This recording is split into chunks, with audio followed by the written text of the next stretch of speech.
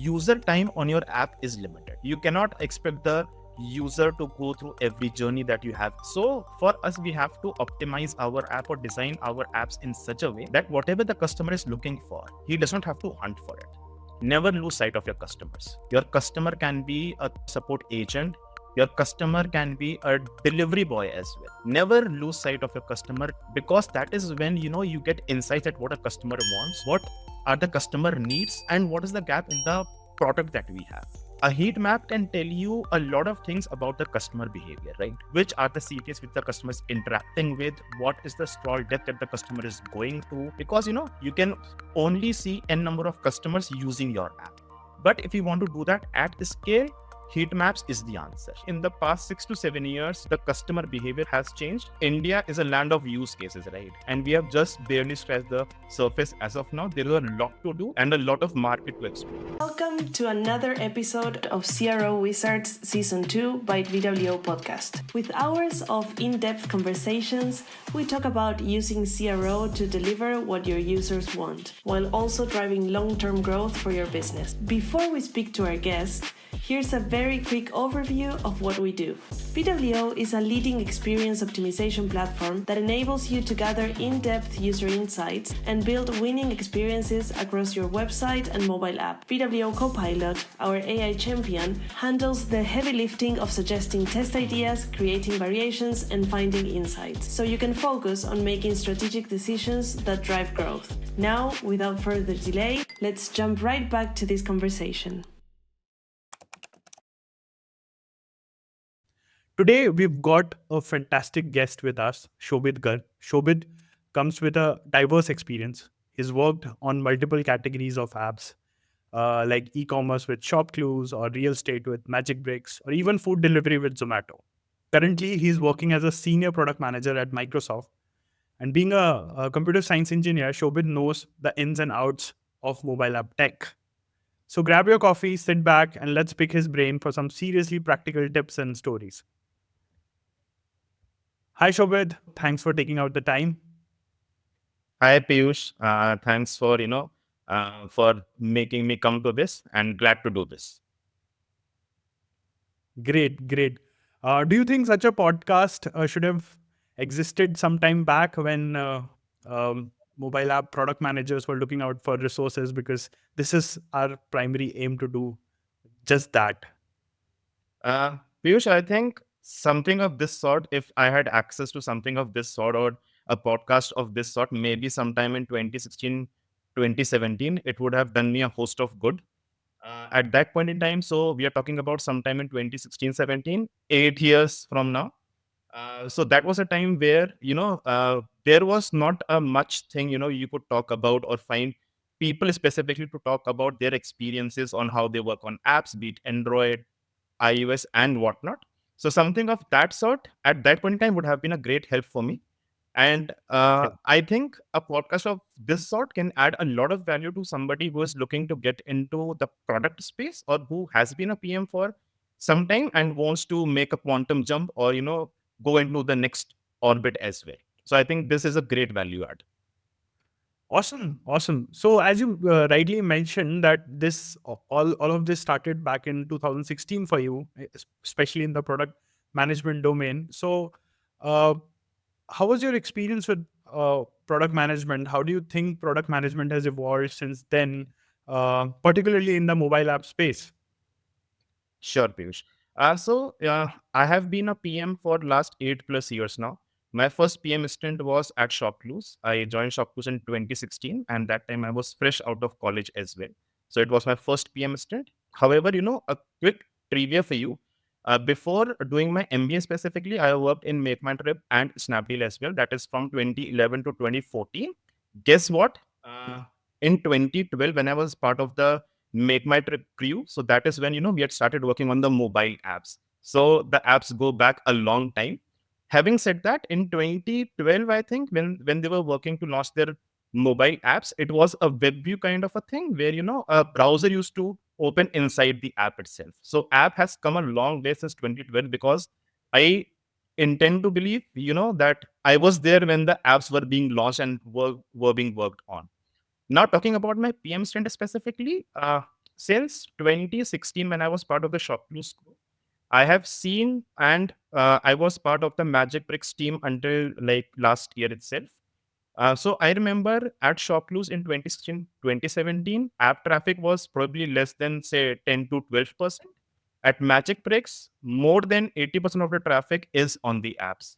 So you can see in the past 6 to 7 years, the customer behavior has changed, and it has a lot to do with the access to mobile phones, to smartphones, and to deep internet penetration as well. So mobile devices and the customer behavior has evolved and changed in the last 7 to 8 years, and I think we are just looking at the tip of the iceberg as of now. As we all know, in India is a land of use cases, right? And we have just barely scratched the surface as of now. There is a lot to do and a lot of market to explore. I'm sure. I'm sure. So 8 years of evolution from 10% of the market share to 80% in any given app.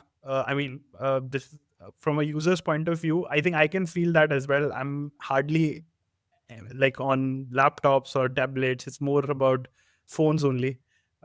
So tell me more about when you started as a product manager. So you might have faced different kinds of challenges in different stints, right? In Zomato, something else was there. ShopClues, something else was there. So which one of your stints you found most challenging, and why? Any difference you found managing different categories of apps also? If you could throw some light on that. Definitely, Beach. If I talk about my experiences at ShopClues, it was kind of a thing that we have to build on the desktop first. The second priority was the M site specifically, and app was the last priority. It was something of the sort that, we also have to have presence on the app because, app is the next big thing. If you remember, at that point in time, a few customers, a few companies specifically, they had tried to go app first.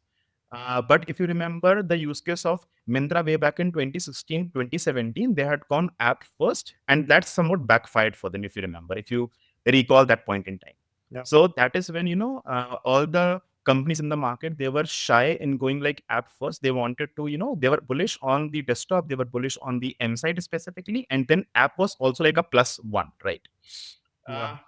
Now, if I talk about the challenging point and why it was a challenge specifically for me, because at ShopClues, I was looking on the merchant side of things, right? So on the merchant specifically, it was mainly desktop first, and we used to, build the features for the desktop side specifically. Now, when I switched to Zomato, and that space was a consumer facing role. It was specifically a, a consumer facing role, and because of that, what used to happen was 85% of the traffic was on the app for Zomato. Now, as a PM, I have to wear a different hat altogether because if you look at an app or the real estate that an app has, it is probably around one third what a desktop has, right? So you have to wear a different hat altogether. And personally, it was a challenge for me because everything changes, right? The landscape changes, how the customer behave actually goes for a toss. The UX that you have been working on or that you are used to, that changes.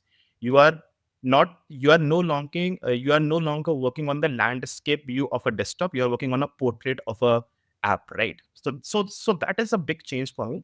Mhm. Secondly, Zomato, they believe in shipping fast and failing fast. They are a company who iterate really quick. If you have an I so if you want to build a feature and you can sell it to your leaders as well, you can work on it. You can ship it out, right? And at that point in time, they were actually in a hyper growth phase as well. They wanted to grow at a rapid phase, and I was part of the Zomato Gold team. Now, being part of the Zomato Gold team, we were expanding across the globe, man. We were launching one new country every other month. We launched in Philippines, Indonesia, Australia, Turkey, Portugal, and whatnot. So it was a hyper growth phase. And personally, it was a challenge for me because I now had to wear the hat of a customer. I had to move away from the desktop first to mobile first. So that was a challenge for me. And then iterating super quickly because the customer expects us to iterate and fulfill their needs, right? So that was challenge for me, and I think that was a great experience for me as well because I learned a lot.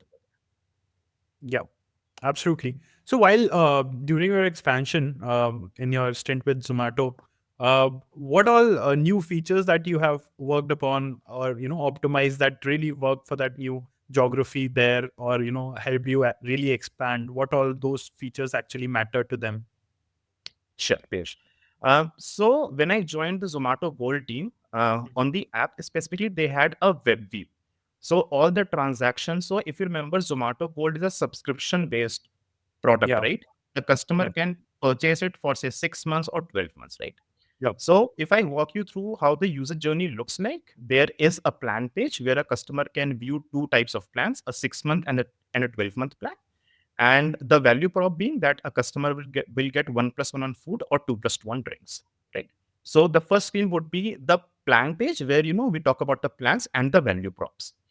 The second page was the cart page specifically, that if a customer wants to purchase a particular plan, he adds it to his cart where he can, she can view what multiple bank offers are there as well. And then, he can complete the transaction as well. So that is what the user journey looked like. And Yeah. post the transaction, there was a membership page where he can see that he is a member until a specific date or a specific time, and what all and how he can use Zomato Gold at the partner restaurants. So that was what the user journey looked like. Now when Mhm. I joined the team, they were a web view first, which means that they used to open a web page inside the app, right? Yeah. Yeah. Now what we saw is that the conversion from the plan page to the final purchase was less than 0.5%, right? So that is when we took a call that we actually looked at the entire funnel, how the funnel for the customer looks like. We saw that there was a huge traffic on the plan page specifically, and then from the plan page to the cart page, there was a massive drop, right? A massive drop. When we try to investigate it further, what we figured it out is that customers are clicking on plan A or plan B, and then they click on add to cart. The number of clicks on the add to cart call to action button vis-a-vis the number of users landing on the cart page, there is a drop over there. Ideally, there should have been no drop in Yeah. an ideal world, right? Because if Yes. a customer clicks on a call to action button on screen one, he's supposed to go on screen two, right? It Yeah. does not make sense to have around 30% of the customers dropping from screen one to screen two after having clicked the add to cart button. Does not make sense at all. Yeah. Now, that is the challenge that we wanted to take head on. And that is when we took a call that we want to make the entire Zomato Gold experience a native app experience. Now, what does that mean? We want to have the plan page as a native experience on the app, and the entire customer journey would be a native experience. There would be no web view at all. Okay. Now, why the drop was happening was because once the customer clicks on add to cart, the browser used to hit the API specifically where we used to take a token, the customer used to get auto logged in, and then he used to be taken to the cart page. Yeah. Now, with the native app experience, what would happen is it would all happen in the background in the app. It would be an asynchronous call, and the customer would directly go to the cart page. Now, when we took over this mammoth task of moving the entire experience from a web view to a native app experience, we almost had a conversion of 1%. And that also propelled Zomato Gold to launch in multiple geographies, which I just said that we were launching one new country every other month. So that is one of the big rocks that the team worked on, and it did bear fruit for us. Crazy, crazy. That was great. And then this was almost like a double in your conversion rates, Yeah. right? I mean, Yeah. from 0.5 to 1. And just to add to that point specifically, it had a massive impact on new customer acquisition as well as the renewals as well, because Zomato Gold is a subscription-based product. Yeah. Now, the funnel that we had for existing customers, that also became a native experience. Wow. So we killed two birds with one rock. That's great. That's great. So once you were done with your Zomato instant, you went on to take another role at Magicbricks, and you stayed there for a very long time as well. Tell us about a bit about that experience also. I remember one time when we were chatting earlier, and you mentioned that there was this interesting UX improvement that led to a new feature, and success matrix improved after that. So yeah, if you could throw some light on that, that would be great. Sure. So at at Magicbricks, I worked there for almost close to 3.5 years. Right. And having spent a good amount of time over there, I have worked on, the supply side and the demand side both. So they're also, they are very bullish, and we get a lot of traffic from apps specifically, because by default, by definition, we know that app traffic is sticky traffic as compared to the web or the M site traffic, right? Yeah. Yeah. Now, talking about, the challenges or, the work that we did at Magicbricks specifically. So at Magicbricks, couple of things that we did on the app specifically, and now I'm talking about the demand side of things. Now, just for the audience over here, the demand for a real estate platform are of three types: the builder, the agent, and people like you and I who want to put our house for sale or for rent. So that is the supply side, right? Now, if I talk about the demand side, these are, the buyers or somebody who wants to take a house on rent. Now I'm going to talk about a specific use case which I solved on the supply side of things, right? Now, on the supply side of things, we get a lot of traffic from owners specifically who want to list their property for sale or for rent on the platform. Now, what happened was that less than one third of the overall base had photos on their property ad, right? Now, what we wanted to do was we wanted to engage the supply side specifically, because at the end of the time, at the end of the day, there are two sides of the same coin, right? If the supply is good, the demand will definitely come in, right? Now, how we wanted to solve that was we worked on a dashboard specifically, where an owner could come, he could check all the information about the property, he could make his listing quality better. Also, there were hooks and interventions in place where, a customer could come and upload the property photos via the dashboard directly, right? So we worked on the entire app, and we created a dashboard for the owners specifically, from where they can manage their property ad, they can edit the ad as well, and then view the buyers who have shown interest in their property. Now, how does app help us is now if I take the uses of the photos over here, now uploading a photo on, say, a browser specifically is a very big challenge. However, if we try to do that on the app, what happens is, again, if I upload a photo on the app, it will be a async call in the backend, and a customer can continue to use app and view other features on the dashboards. Having done that, what we saw was that the property ads with photos had increased from 35% to 52%. That was a massive jump, because what used to happen was that a customer uploading a photo on the browser, and if he closes the tab, the flow breaks. We are not able to capture the photo from the user specifically. That does not happen on the app, because that is a background task which keeps on running as well. So that is how we saw the number of listing with photos go up. Secondly, what happens is, when the listing quality is better, buyers start to come in on the platform. And when the buyers start to come in on the platform, we get more buyer traffic. And that is when you can monetize the buyer traffic and generate revenue for them. So that is how, so solving a small problem on one side of the coin can help you monetize the buyers, because now we're getting more traffic and they are monetizable as well. Yeah. That is one of the features that we worked on Magicbricks, which not only improved the listing quality, improved Yeah. the user traffic, and helped with the monetization as well. That's quite interesting, actually.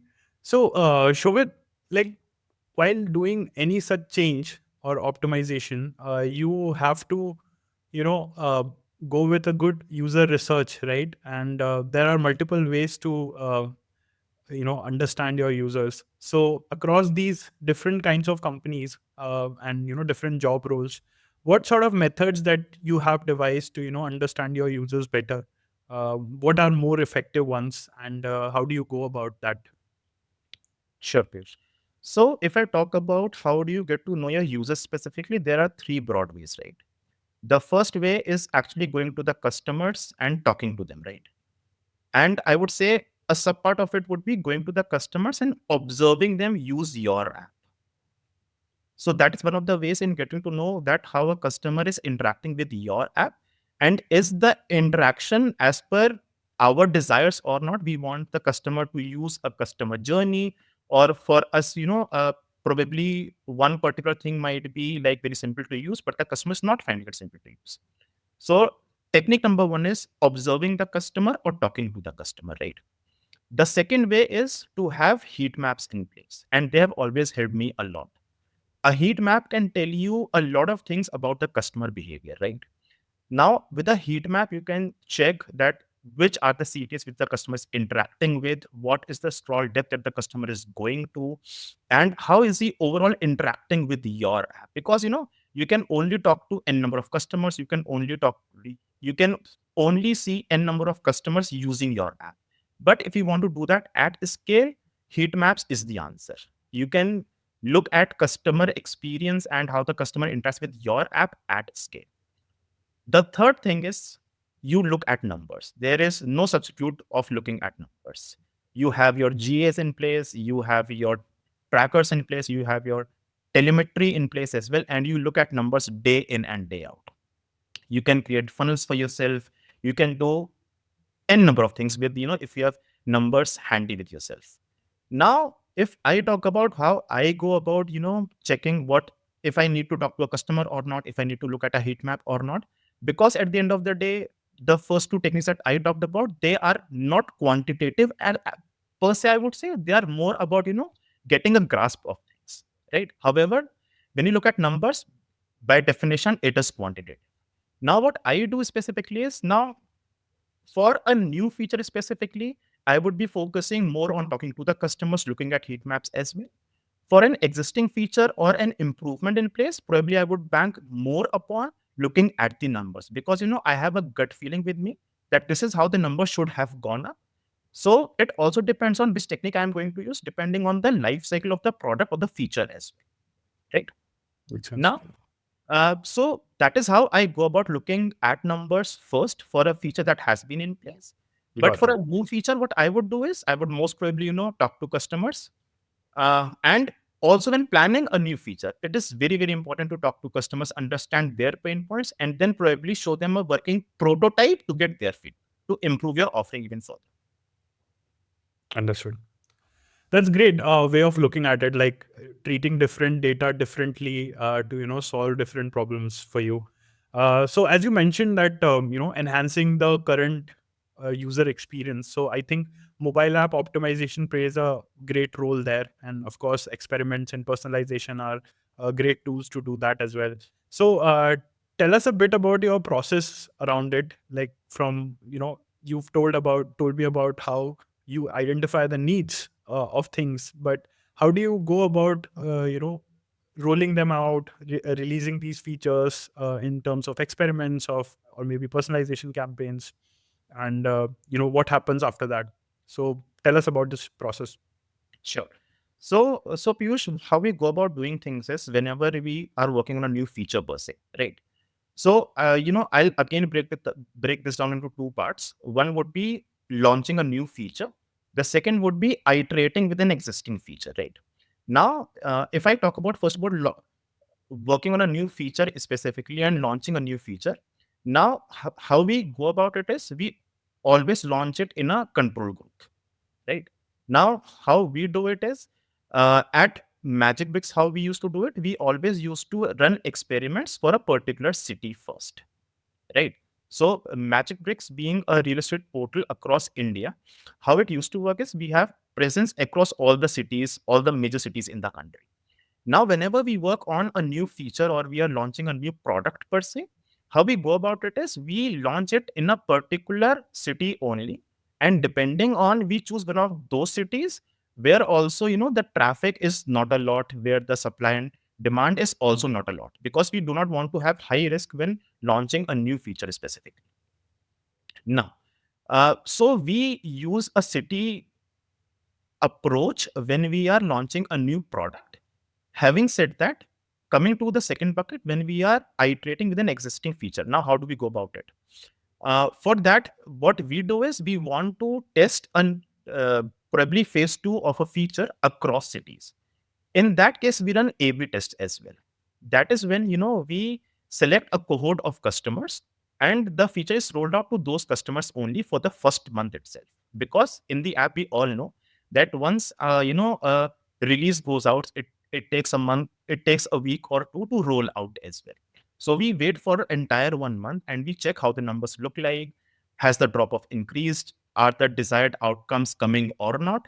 And that is when we gradually scale it to more customers as well, or to more users as well.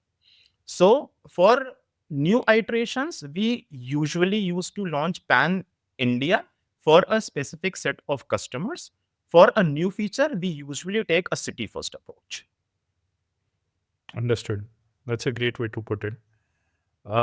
So, I mean, when you are even launching these, I understand that app releases take quite a lot of time, right? With especially due to the app store approvals out there, both for the both the stores. How do you handle this problem? I know this is a big challenge out there for a lot of product managers. How do you used to handle this in these popular apps that you worked for?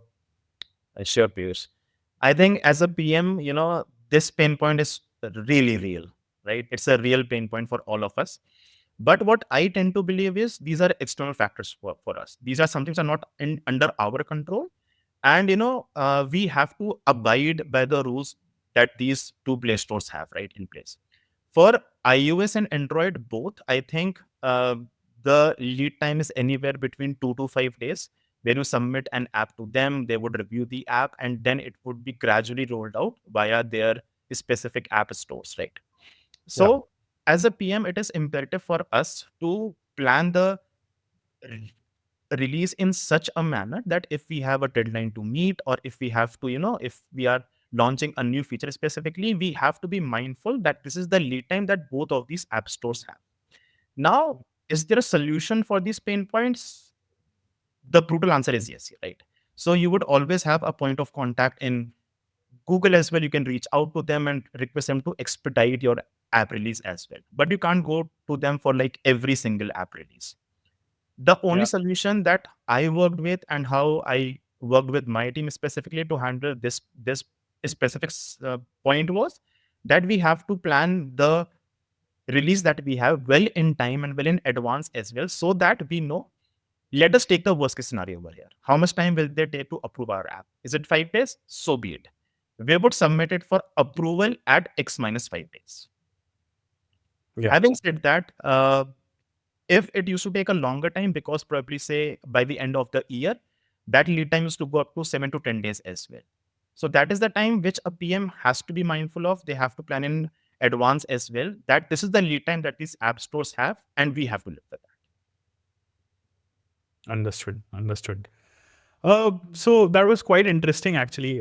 So one thing I also realized that like I should ask this question to you is because since you have worked across so many different consumer apps and different kinds of users, although the people are the same who are using the apps, but uh, the segments could be different, Sure. right? So have you found any such common trend among the user struggles in consumer apps in general?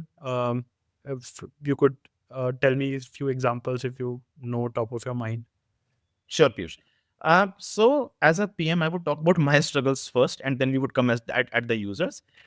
If we look at the consumer space, right, be it a ShopClues, be it a Zomato, be it a Magicbricks, Yeah. uh, the user time on your app is limited, right? You cannot expect the user to go through every journey that you have in the app, to explore every tab, or to go through, every listing, be it a property ad, be it a restaurant, or be it whatnot.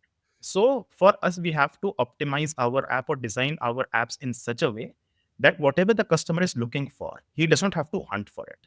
It should be Mm. there, just up there, up front for him to use, right? So Yeah. we have to be very, very mindful that the attention that a customer has, that is limited. The time that a customer is going to spend on our app is limited. So, and that is where the personalization as a term also comes into the play, right? Because we can personalize our app to give the customers the experience that they want, that they are looking for, right? Yeah. So, and that is where the customer is looking, what the customer is looking for in an app, the app should be able to give it to him, and we should not expect him to hunt for it on the app, right? So that is how we can engage the Mm. customers better, and that is how we can make sure that the customer have the best experience on our apps. Now, talking about the challenges that a customer faces on such apps, right? Now, for a customer, I think the biggest problem right now is the problem of plenty, right? I think that is, as a customer myself, and as a customer, and customers coming onto app, be it a Zomato or a Magicbricks app as well, customers are spoiled for choices nowadays. There's a problem of plenty. Now, for a customer, say, now, if I give you an example over here, now talking about a Magicbricks, a customer is looking for a 3 BHK property in location, say L1, and in a price range of 1 to 2 CR, for example, right? Now, in the same locality, there would be property ads by agents, by builders, by owners, and whatnot. So it's a problem of plenty. Yeah. And whenever we are talking about a marketplace or a classifieds kind of a platform, there are always a lot of ads which a customer has to go through. Now, for a customer to make an informed decision, the listing quality has to be really great. The property photos have to be there. The entire property description has to be there. So, and that is a responsibility that a platform has. So that is the responsibility that a Magicbricks has. That we should be able to ensure that the customer gets the right information on the app and the correct information, and like the basic information right now is not good enough. He should have all the information that he can give, that he can get from a particular property. So for a customer, the problem of plenty, and that is what I see, that platforms can solve that problem by ensuring accurate and detailed information to the customers. Got it. Understood. So that is quite interesting, actually. I mean, understanding about user struggles, and I guess that is the best part of product manager's job there, where you get to know about certain insights about the users, and you feel wise after that. That okay, Definitely. not many people out there or many job roles out there are getting these sort of insights. So talking about them, so I'm sure like you have conducted a lot of A/B test experiments in your career, and if I just ask you like the top two, or let's say top one, that comes to your mind that you did and that made a lot of difference, and just run us through your process, that how did you go about that experiment. Of course, you told us about one of the supplier side problem that you solved at Magicbricks, but if there is anything at another company you faced, just we would love to hear that. Sure, Piyush. So I will give you a good use case that we solved. So Mhm. now going back to my Zomato Gold days. So Mhm. there was a use case that we had where Zomato Gold subscription, the existing customers that we had, they were not coming back on the platform and renewing Zomato Gold, right? So how the funnel looked like was that customers used to use Zomato Gold for probably say 6 months or 1 year as well, and they used to take the full value out of Zomato Gold as well, but they did not, come back for the second year or the consecutive years as well. Now, how we wanted to solve that was we were getting, the customers coming back to the plan page. We were getting customers coming back to the membership pages as well. And on the membership page, we used to tell them that, you have dined out, say, 10 times and approximately you must have saved rupees X, for example. Now, what we wanted to do was we wanted to show value that a customer paid, say, rupees 100 for 1 year, and he has saved rupees 500 over the entire 1 year when he was a Zomato Gold customer. Now, because he had been a loyal customer, he had used Zomato Gold, definitely the customers would see value, right? And that is when we decided to run an experiment as well, where we just changed, the CTA text, where we said renew Zomato Gold at rupees 100 slashed out at rupees 89, for example. And guess what? The clicks on the CTA went up 25%. Whoa. and that is how and that is how, because the idea behind that was that somebody who's buying a Zomato Gold, the major cohort was somebody who is a deal seeker. Now, for somebody who's a deal seeker, how do you entice them? You entice them by telling them that you are getting value for your money, you are getting bang for your buck. And that is what we do. And that is what we did. We just slashed it out and we put the new price after slashing the old price. And that gave us more clicks, which resulted in more renewals as well. That's amazing story. I mean, And uh, what we did was we brainstormed. that why are we running an A/B experiment for 1 month? Let us roll this out as soon as possible. Right. So I'm guessing that when this happened, a lot of other food delivery apps might have followed it the same way, showing the value like this. Uh, For sure, yes. great, Shobit. Those were really good insights. So I would like to zoom out a bit and talk more about the role of mobile app product manager. So I know you got to juggle a lot with stakeholder expectations, team management, product direction, feature releases. What's your advice to product managers to keep a balance? Like, how do you go about it? I know focus is one thing, but how to go about it? Sure. So, Piyush, I would talk about that, how the responsibilities of a PM change.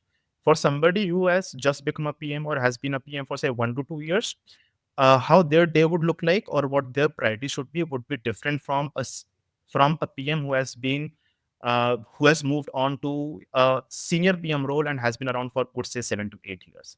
So, for Mhm. both of these cohorts, the priorities and how their work and how their day looks like would be very, very different.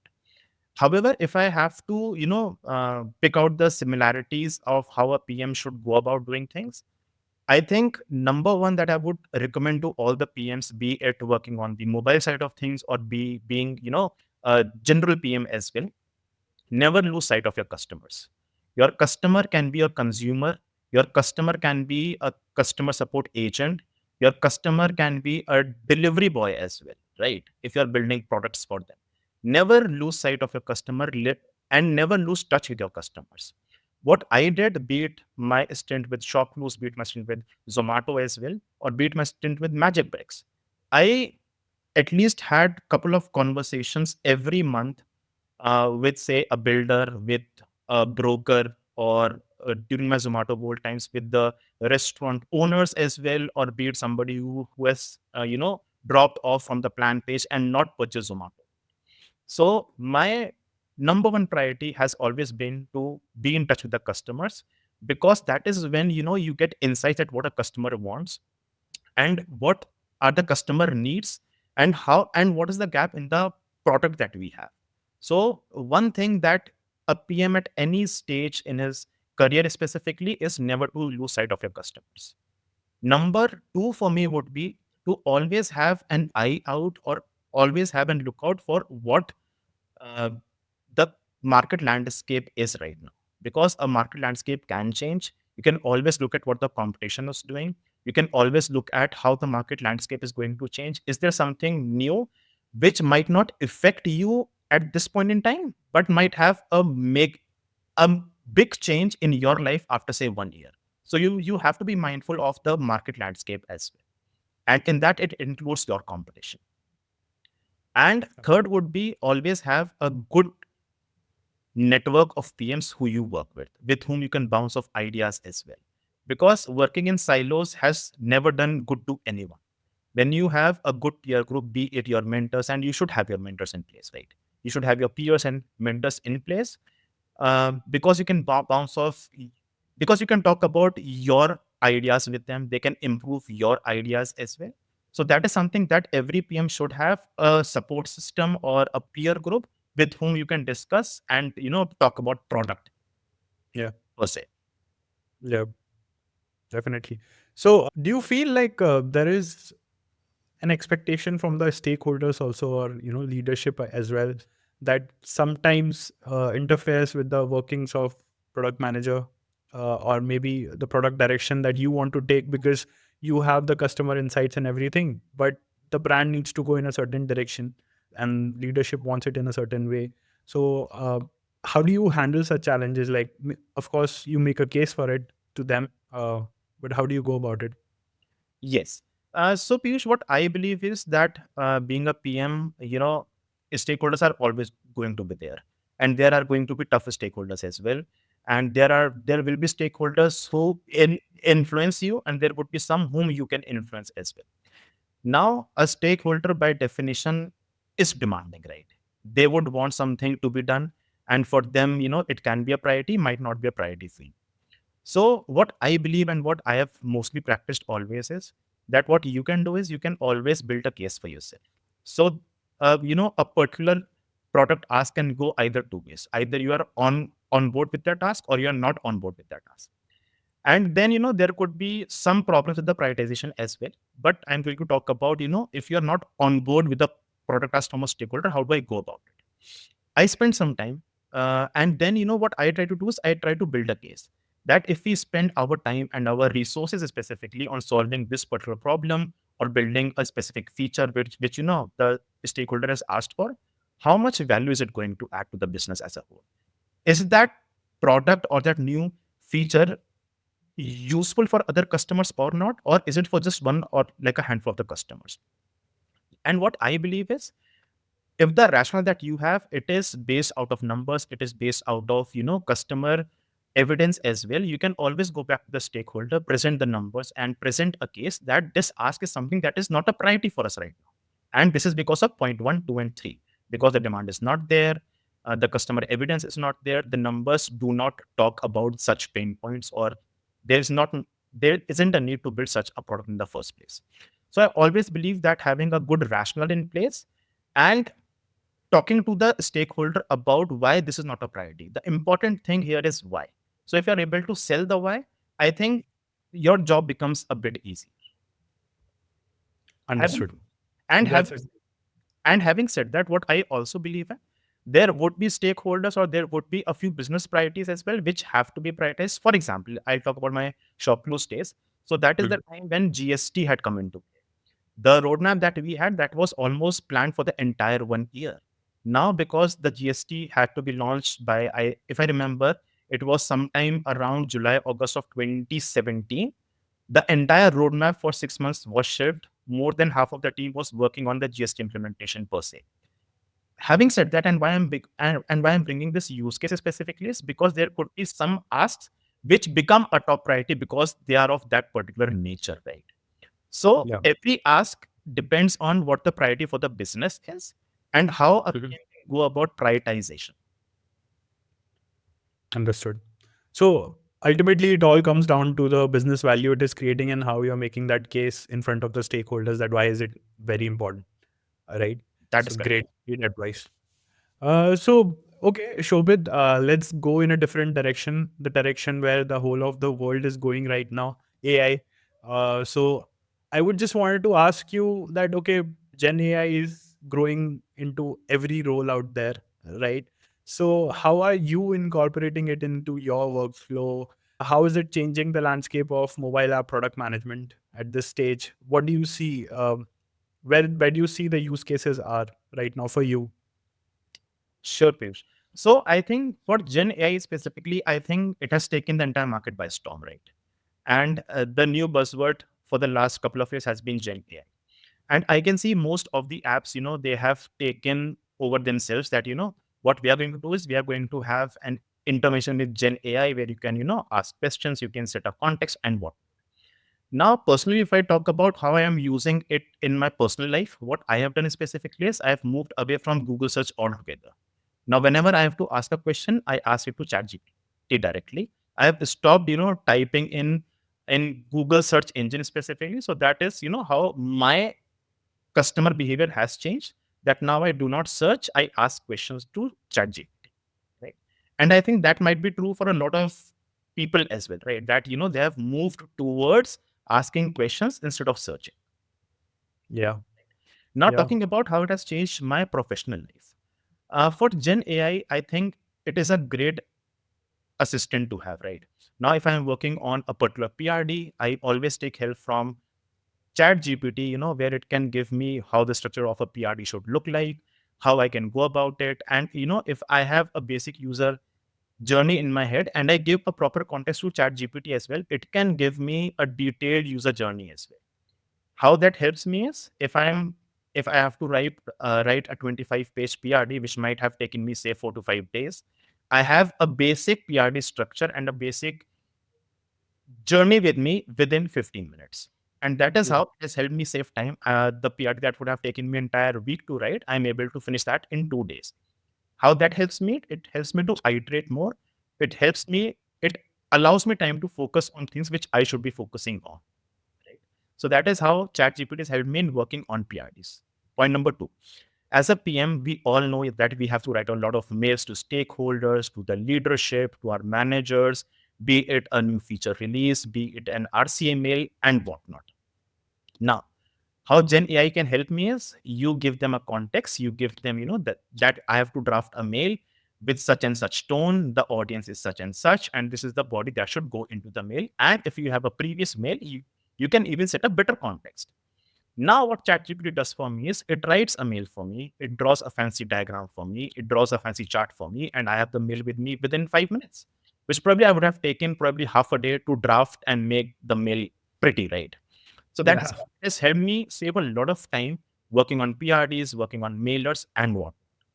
And I think it has also given me a lot of time, to focus on things uh, where I was not able to focus time on much before.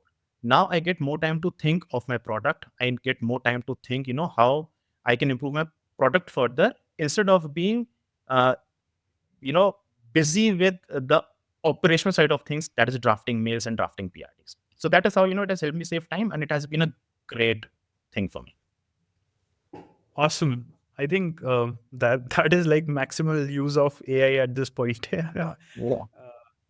Great. So I think amazing show with such a good conversation. We are almost at the end of our podcast now. So a lot of things to process. So before we, end this, let's have some fun. I have a rapid fire round for you with questions we ask to each of our guests. So are you ready? Yes, I'm ready. Fire away. All right. So here you go. So if you were starting a career in product management today, what is one thing that you would do differently? Uh, Choose a great mentor on day one itself. Okay. First app that you check when you wake up. Mm, what's that? Dark mode or light mode? Dark What do mode. you prefer? One common onboarding mistake that a lot of apps still make. Uh, Having a very long one-page form. Okay. The most overlooked metric in mobile app optimization. Uh, for most overlooked would be uh, number of pages viewed in a session. I don't Number of think it's pages. yeah. I don't think it's a much Yes. used metric. Yeah. Yeah. You're right. One thing that AI will replace in the next 3 years. Uh, Content writers. Yeah. If not a product manager, what other profession would you have chosen for yourself? Uh, Probably I would have been a software engineer. Ah, I right. love being part of the software world, right? Yes, yes. Definitely you come from a computer science engineering background as well. So your roots are there. So a dream or a goal you want to achieve in the next 3 years. On the personal side, it would be to trek to Everest Base Camp. Oh, nice. That's good. I mean, I hope the whole podcast didn't sound like an interview for you, but that was awesome. I mean, we got a lot of interesting insights, and for our listeners also out there, they would learn quite a bit. So, thank you. And that's a wrap. Thanks a lot, Shobit, for being such a sport. Thanks, Piyush. And I think, talking about my 2016, 2017 days, it was a walk down the memory lane as well. And, it gave me a nostalgic feeling as well. But it was great to talk to you, and I had so much fun.